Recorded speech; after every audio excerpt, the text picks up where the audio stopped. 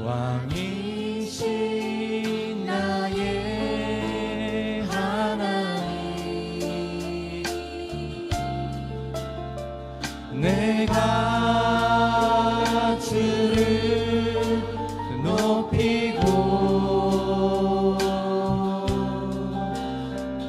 영원히 주의 이름을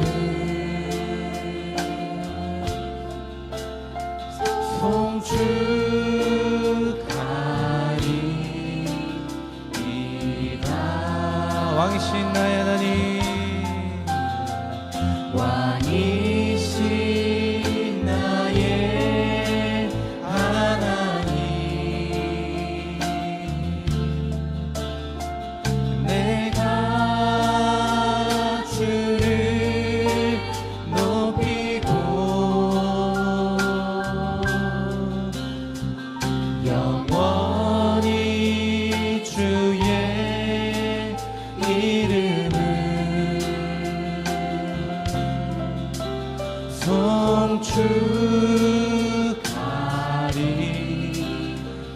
송축하리이다. 영원히 주의 이름을, 영원히 주의 이름을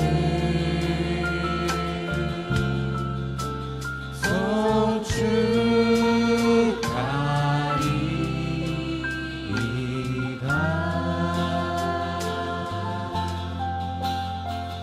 내 주의 은혜가 따로 저 십자가의 강가로 내 주의 사랑 있는 곳, 내 주의 강가, 파란 나의 영혼을, 파란 나의 영혼 생수로 가득 채우소서, 생수로 가득 채우소서. 피곤한 내 영혼 위에 내 주의 은혜 강가로 저 십자가의 강가로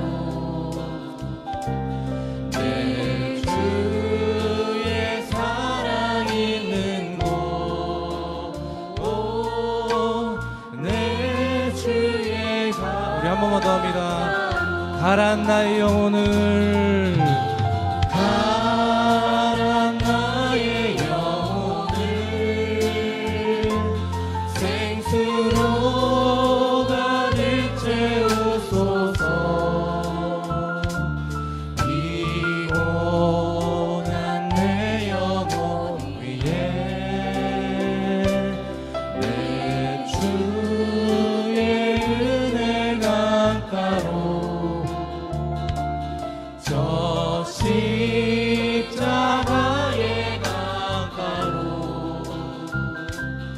내 주의 사랑 있는 곳, 내 주의 강가로.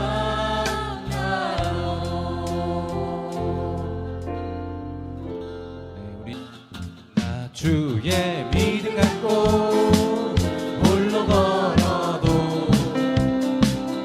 나 주의 믿음 갖고 노래 부르네. 폭풍 구름 몰아치고 하늘 덮어도 나 주의 믿음 갖고 실망치 않네. 주는 내 친구, 주는 내 친구, 신실한 친구. 세상 끝까지 주를 믿으리. 폭풍 구름 몰아치고 하늘 덮어도 나 주의 믿음 갖고 실망. 다시 다시 한번 찬양합니다. 나 주의 믿음 갖고 나 주의 믿음 갖고 홀로 걸어도 나 주의 믿음 갖고 노래 부르네. 폭풍 구름 몰아치고 하늘 덮어도 나 주의 믿음 갖고 실망치 않네. 주는 내 친구 진실한 친구 세상 끝까지 주지하리. 폭풍 구름 몰아치고 하늘 덮어도 나 주의 믿음 갖고 폭풍 구름 몰아치고 폭풍 구름 몰아치고 하늘 덮어도 나 주의 믿음 갖고 실망치 않네. 우리 박수로 하나님 앞에 영광 올려드립니다. 할렐루야. 아멘. 우리 이 시간 이 찬양하면서 우리 옆에 분들 바라보면서 축복합니다.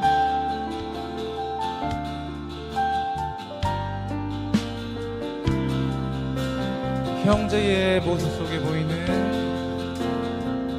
형제의 모습 속에 보이는 하나님 영상 아름다워라. 존귀한 주의 자녀 됐으니 사랑하며 우리 옆에 분들 눈을 쳐다보시면서 형제의 모습 속에 보이는 하나님 영상 아름다워라. 존귀한 주의 자녀 됐으니 사랑하며 우리 멀리 있는 분을 향해 뒤에를 향해서 형제의 모습 속에 보이는 하나님 영상 아름다워라. 존귀한 주의 자녀 됐으니 사랑하며 우리의 모임 중에 임하신 우리의 모임 중에 임하신 하나님 영광 아름다워라. 존귀한 왕이 여기 계시니 사랑하며 섬기리. 주의 보좌로 나갈 때에 어떻게 나가야 할까. 나를 구원한 주의 십자가 그것을 믿으며 가네. 주의 보좌로 나갈 때에 주의 보좌로 나갈 때에 나 여전히 부족하나. 나를 품으신 주의 그 사랑 그것을 믿으며 가네. 자격 없는 내 힘이 아닌 오직 예수님의 보혈로 자격 없는 내 힘이 아닌 오직 예수님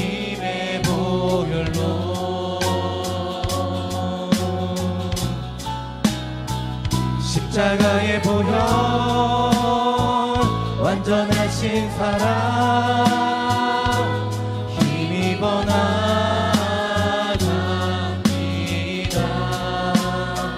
십자가의 보혈 완전하신 사랑 힘입어 예배. 십자가의 보혈 완전하신 사랑 십자가의 보혈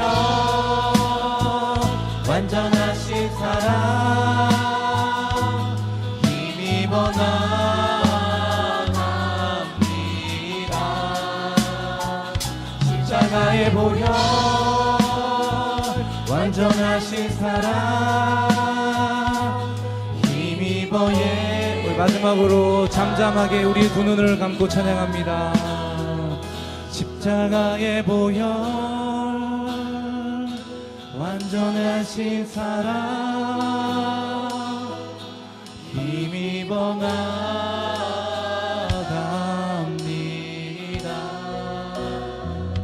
십자가의 보혈 완전하신 사랑 힘입어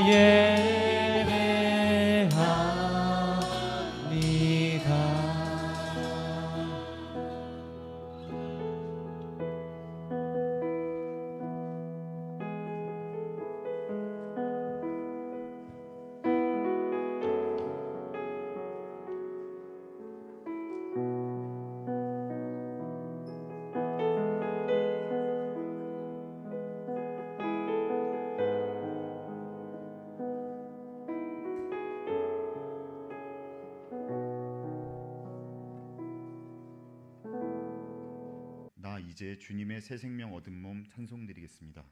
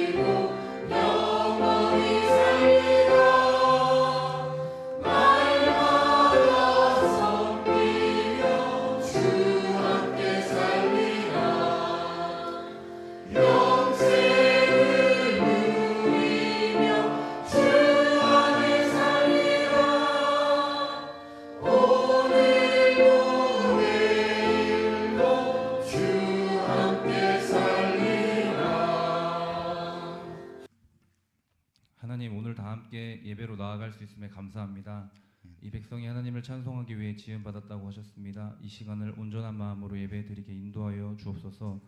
오늘 전도의 헌신 예배로 나아갈 때 우리 모두의 마음속에 하나님을 향한 헌신으로 나아가게 도와주옵소서.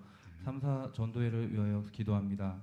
불화가 있는 가정이 있다면 서로의 마음을 녹여주셔서 돌이키게 하시고, 깨어진 가정이 있다면 하나님의 은혜로 회복되는 역사가 있게 하소서.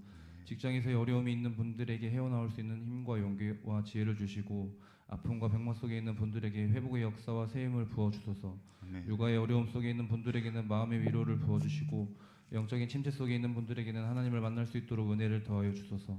중독되어 있는 것들이 끊어지지 못하는 분들에게는 하나님의 은혜로 회복할 수 있는 은혜를 더하여 주시고, 우울에 빠져 있는 분들에게는 보혈의 은혜로 덮어 주옵소서.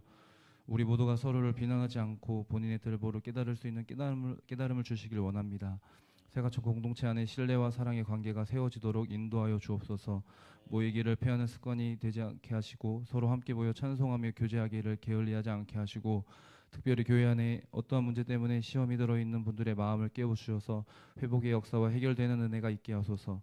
각 전도회에서 각자 마음을 품고 전도하며 나아갈 때 믿지 않는 영혼들이 교회로 인도함 받는 역사가 있게 도와주옵소서. 이 교회의 미래와 비전들을 인도하여 주시고, 함께 사랑하고 섬기고 동역할 만한 세대들을 일으켜 주셔서 침체되는 어떤 교회와 같은 본이 되지 않게 하여 주옵소서. 복음의 이방인과 같은 저를 20년 전 이곳 교회학교로 불러주셔서 오늘까지 하나님을 바라보게 하셨습니다. 새과천교회 미래 세대들 중에 하나님의 부르심에 응답하게 하셔서 이곳 특별히 하나님을 사랑하는 미래 세대들이 가득하게 하옵소서. 예수 그리스도의 이름으로 기도드립니다. 로마서 3장 21절에서 31절입니다. 신약성경 243페이지입니다.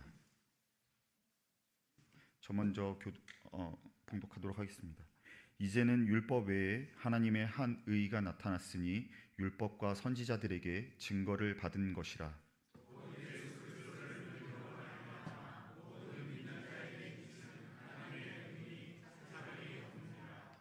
모든 사람이 죄를 범하였음에 하나님의 영광에 이르지 못하더니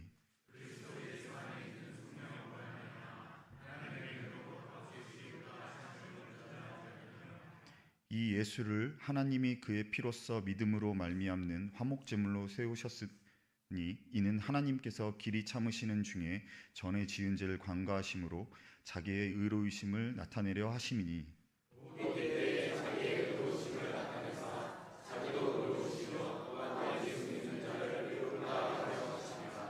그런즉 자랑할 데가 어디냐 있을 수가 없느니라. 무슨 법으로냐 행위로냐 아니라 오직 믿음의 법으로니라.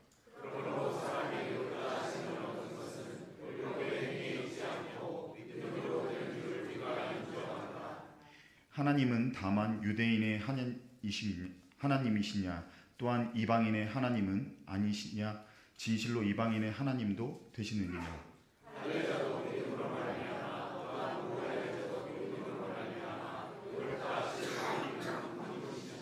다 같이 봉독하겠습니다. 그런즉 우리가 믿음으로 말미암아 율법을 파기하느냐 그럴 수 없느니라. 도리어 율법을 굳게 세우느니라. 아멘.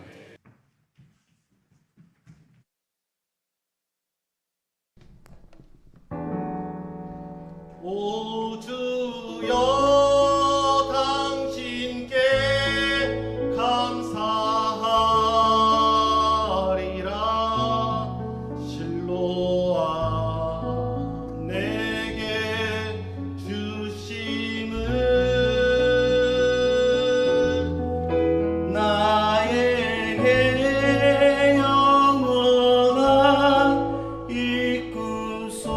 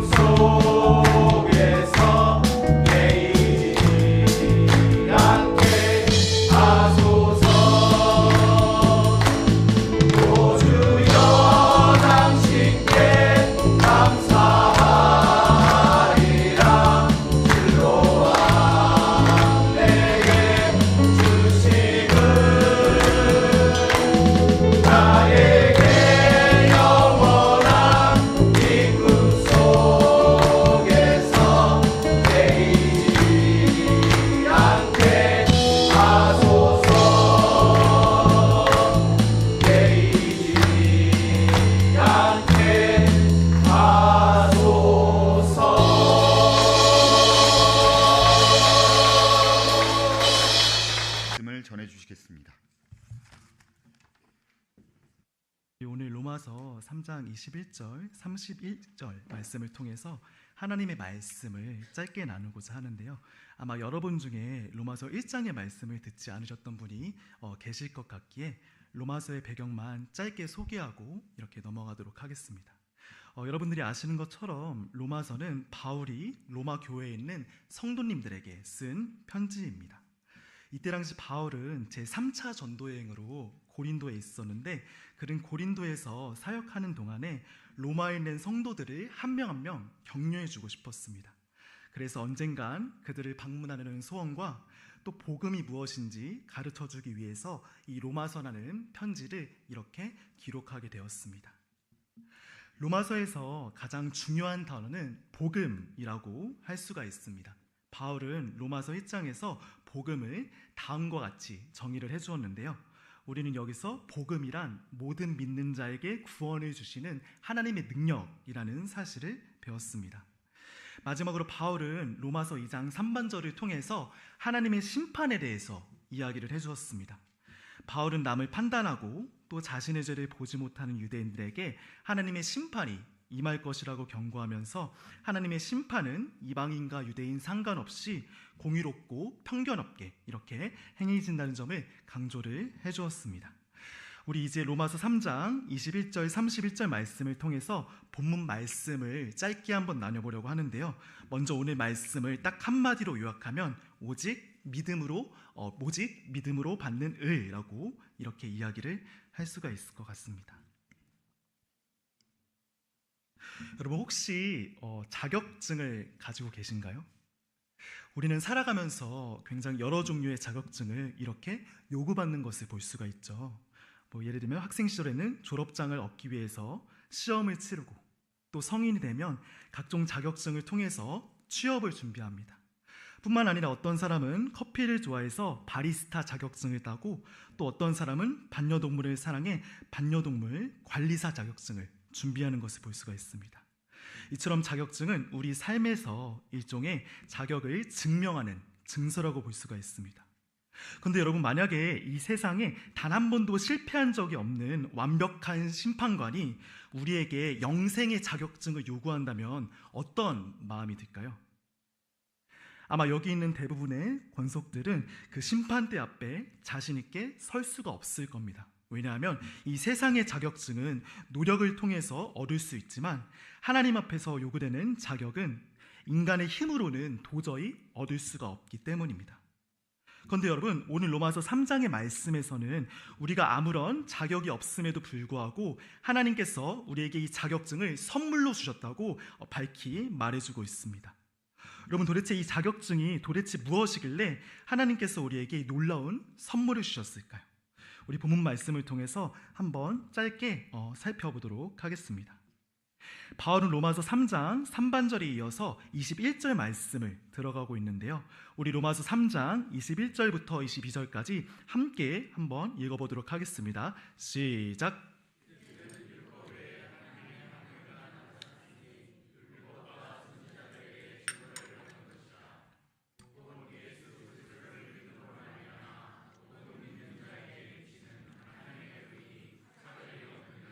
아멘. 바울은 로마서 3장 3반절에 이어서 다음과 같은 사실을 이렇게 기록을 해주었는데요. 그것은 무엇입니까? 바로 하나님의 의는 오직 믿음으로 말미암아 주어진다는 사실입니다. 구약시대 유대인들은 하나님이 제정하신 율법을 지켜야지 하나님 앞에 의롭다고 인정을 받을 수 있을 거라고 이렇게 생각을 했습니다. 그래서 그들은 하나님이 주신 10계명의 조항들을 비롯해서 수많은 율법 조항들로 하나님께 나아가려고 했습니다. 하지만 문제가 있었습니다. 그것은 바로 어떤 사람도 이 율법을 완벽하게 지킬 수가 없었다는 겁니다. 그들이 존경했던 모세도 위대한 선지자 엘리야도 이 율법 앞에 모두 다 실패하게 되었습니다. 그런데 안타깝게도 이스라엘의 지도자들은 이 사실을 전혀 알지 못했습니다. 그래서 그들은 하나님께 받아들여지기 위해서 끊임없이 율법을 통해서 하나님께 나아갔습니다. 마치 자격증을 따야지 취업을 할 수 있다고 믿는 사람처럼 이들도 마찬가지로 그렇게 생각한 거죠. 하지만 여러분 하나님께서 이런 유대인들을 이렇게 잘 받아주셨을까요? 그렇지 않습니다. 하나님께서는 이 유대인들을 거부하셨습니다. 여러분, 오늘날 우리 사회에서는 자격이나 조건을 기준으로 한 사람을 평가하려고 합니다. 실제로 한 청년이 회사에 입사하기 위해서는 학력, 경력, 자격증 등등 여러 가지 스펙들이 필요합니다. 만약 이 중에서 하나라도 누락이 되면 면접은커녕 서류 전형조차 통과하기가 매우 어렵습니다. 그래서 많은 사람들이 이러한 현실 속에서 자신을 증명하기 위해서 애를 씁니다. 그런데 여러분, 이런 자격 중심의 사고가 우리 신앙생활에도 은밀히 스며든다는 사실을 혹시 알고 계십니까? 예전에 제가 다녔던 교회 집사님은 저에게 이런 말씀을 하셨습니다. 얘야, 우리가 하나님께 복을 받기 위해서는 교회 생활을 굉장히 열심히 해야 한단다. 그러니까 너도 예배에 빠지지 말고 봉사도 열심히 해가지고 하나님 앞에 복을 아주 듬뿍 받도록 해라. 저는 처음에 그 말씀을 들었을 때 네, 알겠습니다 라고 아주 정중히 대답했습니다. 그런데 속으로는 하나님도 우리가 잘하면 복을 주고 못하면 벌을 주시는 그런 옹졸한 신인가 보다라고 이렇게 의문을 가지게 되었습니다. 여러분, 하나님은 그분의 진노를 그리스도에게 모두 쏟아내셨기 때문에 우리의 과거와 현재와 미래의 죄값을 전혀 요구하시지 않습니다. 지금 우리에게 주어진 모든 복들은 하나님의 전적인 은혜이지 우리의 노력 때문에 주어진 것이 전혀 아니라는 겁니다. 그런데 여전히 많은 사람들은 하나님 앞에 어떤 열심이 있어야지 그분께 복을 받을 수 있을 거라고 생각을 합니다. 마치 신앙생활에서 이력을 채워야지 하나님께서 나를 더 사랑해 주신다고 생각하는 것과 같습니다. 그렇지만 여러분, 하나님께서 이런 섬김을 기뻐하실까요? 그렇지 않습니다. 그분은 오히려 안타깝게 여기실 것 같습니다. 여러분, 우리가 예배를 드리고 봉사하는 것은 하나님 앞에 굉장히 귀한 일입니다. 하지만 이것이 하나님 앞에 우리를 더 사랑받게 만들기 위한 조건이 된다면 이것은 복음의 본질에서 벗어난 것이라고 볼 수 있습니다. 여러분, 하나님은 우리가 더 많이 예배하고 더 열심히 봉사한다고 해서 우리에게 더 많은 사랑을 주시는 분이 아닙니다. 그분은 이미 예수 그리스도 안에서 가장 크고 완전한 사랑을 주셨기 때문에 우리에게 아무것도 요구하시지 않습니다. 그렇기 때문에 여러분, 우리 여태까지 하나님 앞에서 자격을 증명하기 위해서 아둥바둥 살아갔다면 앞으로는 오직 믿음을 통해서만 그분께 나아가는 여러분 되시기를 주님의 이름으로 소원합니다. 사도 바울은 로마서 3장 21절 22절을 통해 율법 외에 하나님의 한 의가 나타났다고 이렇게 말을 해주었는데요. 그렇다면 여러분, 이 의는 구체적으로 어떻게 주어진 것일까요? 우리 오늘 말씀 23절부터 26절까지 우리 여러분들만 함께 한번 읽어보도록 하겠습니다. 시작.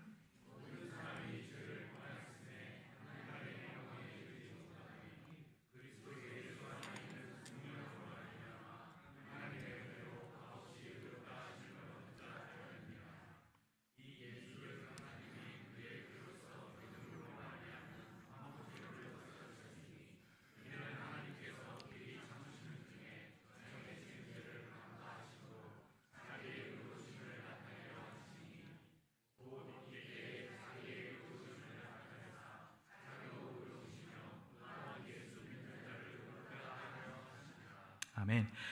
바울은 앞에서 하나님의 의가 율법 외에 예수 그리스도를 통해서 나타났다고 말을 해주고 있는데요.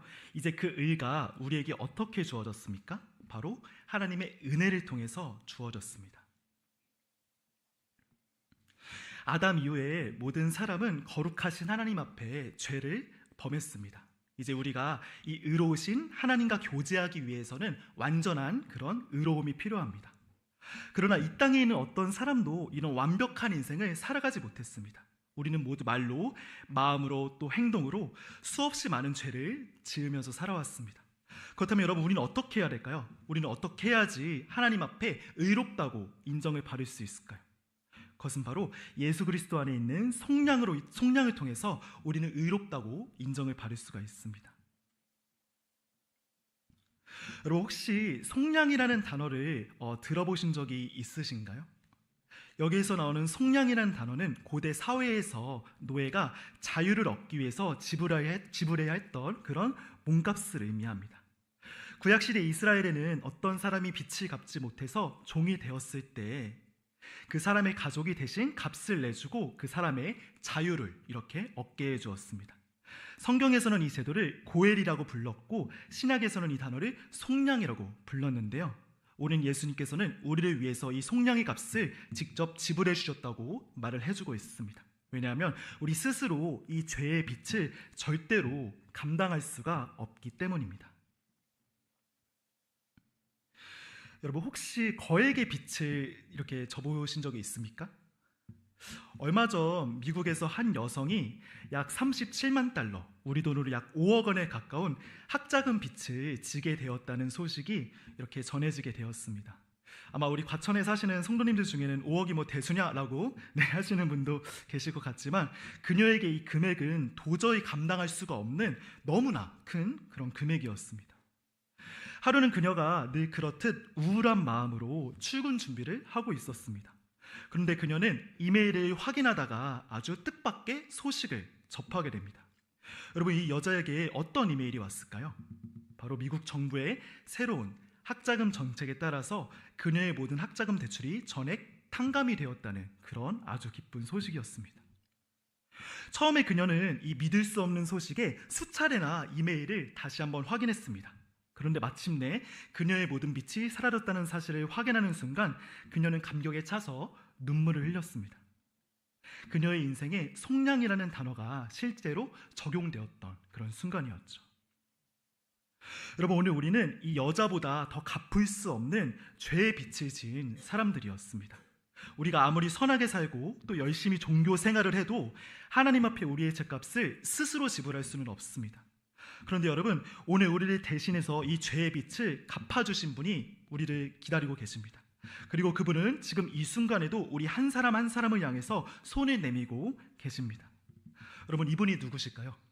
맞습니다. 바로 예수 그리스도이십니다. 사랑하는 여러분, 우리는 더 이상 죄의 빚에 눌려서 살아가는 인생들이 아닙니다. 예수님께서는 우리의 죄값을 온전히 치르셨고 그 사랑은 지금도 변함이 없습니다. 그렇기 때문에 우리 여태까지 스스로 빚진 마음으로 억지로 아둥바둥 신앙생활을 했다면 이제는 탕감을 입은 자로 살아가시기를, 자유롭게 살아가시기를 주님의 이름으로 소원합니다. 바울은 앞절에서 하나님의 의가 예수 그리스도의 은혜로 우리에게 주어졌다고 말을 합니다. 그렇다면 이제 주님의 은혜를 받은 우리는 어떻게 살아가야 될까요? 우리 27절 말씀을 한번 읽어보겠습니다. 시작.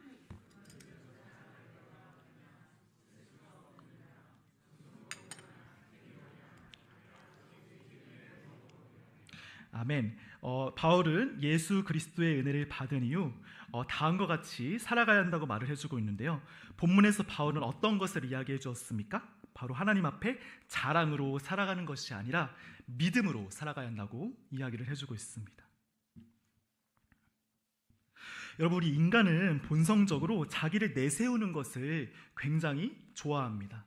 특별히 우리 동창회에 나가면 오랜만에 만난 친구들과 어떤 이야기를 주고받습니까? 다들 경쟁하듯 자기 직업과 연봉과 차 이야기가 오가는 것을 볼 수가 있습니다. 이뿐만이 아니죠. 요즘 인스타그램이나 페이스북 등은 대표적인 자기 자랑의 무대입니다. 마치 자신의 삶이 얼마나 빛나는지, 얼마나 성공적인지 편집된 장면만 모아놓은 것 같습니다. 물론 여러분 우리가 좋은 소식을 다른 사람들과 함께 나누는 것은 전혀 잘못된 것이 아닙니다. 그런데 문제는 우리가 끊임없이 남보다 더 나아 보이기 위해서 애를 쓴다는 데 있습니다. 여러분 오늘 바울은 우리가 자랑하지 말아야 할 뿐만이 아니라 주님 앞에 자랑할 때가 아무것도 없다고 이야기를 합니다. 왜 여러분 바울은 이런 이야기를 해주었을까요?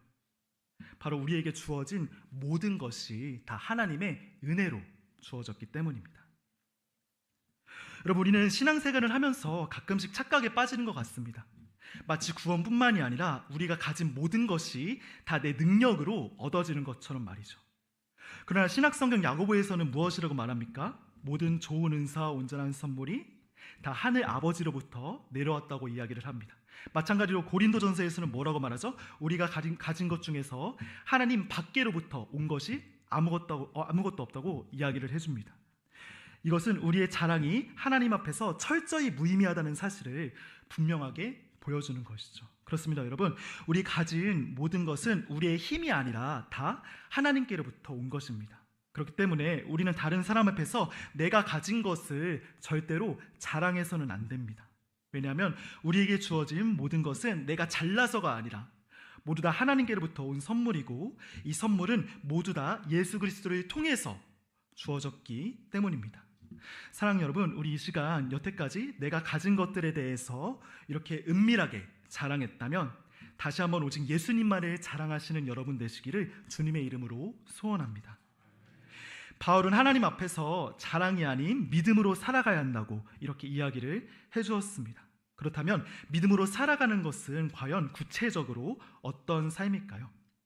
우리 마지막으로 28절부터 31절을 우리 여러분들만 한번 읽어보도록 하겠습니다. 시작.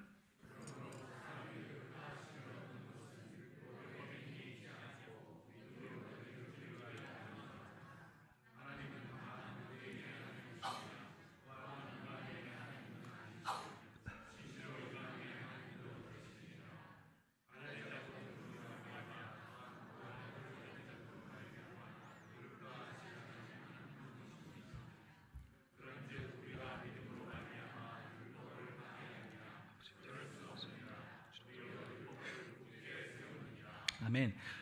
바울은 앞절에 이어서 다음과 같은 가르침들을 우리에게 제시해주고 있는데요. 바울은 여기서 무엇을 가르치죠? 바로 믿음을 통해서 율법을 파기하지 않고 굳건하게 이렇게 세운다는 겁니다. 바울이 복음을 전하고 난 후 유대인 그리스도인들과 이방인 그리스도인 사이에 심각한 오해가 생겼습니다. 그중 하나는 믿음으로 구원을 받는다면 이제 율법은 더 이상 필요 없는 것인가? 라는 그런 질문이었습니다.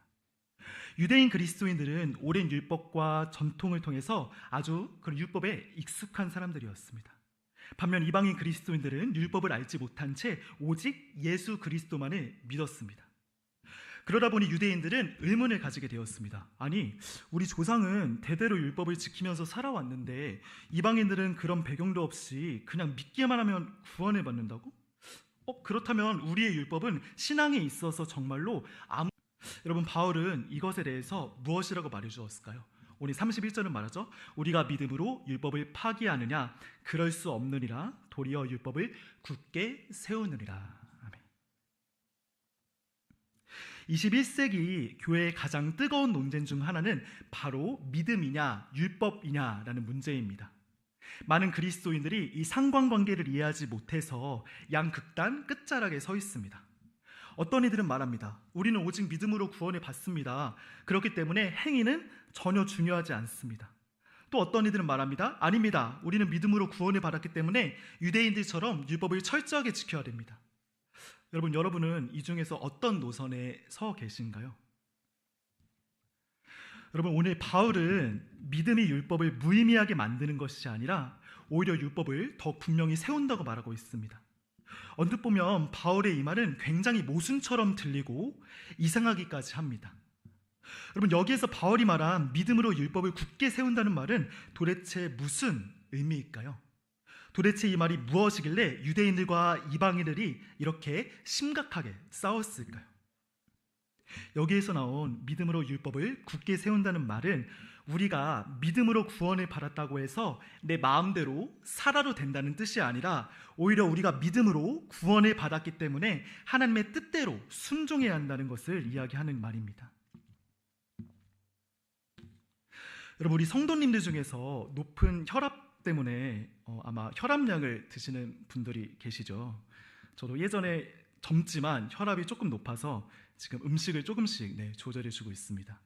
여러분, 병원에 가면 의사 선생님이 진단을 내리고 그 사람에게 혈압약을 이렇게 처방해 줍니다. 그런데 여러분, 약만 먹으면 이 혈압의 문제가 완전하게 이렇게 해결이 될까요?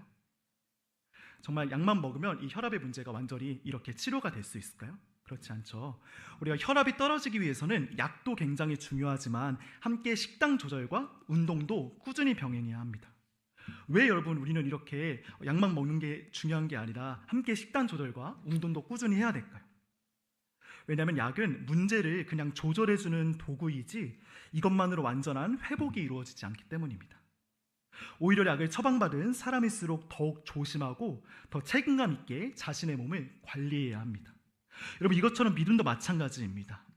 우리가 예수님을 믿고 구원을 받았다는 것은 굉장히 감사한 일입니다. 하지만 이 믿음은 우리로 하여금 반드시 책임을 동반합니다. 마치 혈압약을 받았다고 해서 아무렇게나 먹고 이렇게 자는 것이 아닌 것처럼 믿음도 내 마음대로 살아가도 된다는 면허증이 아니라는 겁니다. 그렇기 때문에 여러분, 우리는 예수님을 믿고 구원받았다고 해서 방종하면서 살아가서는 안 됩니다. 예수님은 우리에게 구원만 주신 것이 아니라 하나님의 자녀답게 살아가라고 우리를 부르셨습니다. 따라서 우리 여태까지 예수님을 믿으면서 그분과 전혀 무관하게 살아갔다면 이 시간을 통해서 살아있는 믿음으로 살아가시는 여러분 한 분 한 분 되시기를 주님의 이름으로 소원합니다.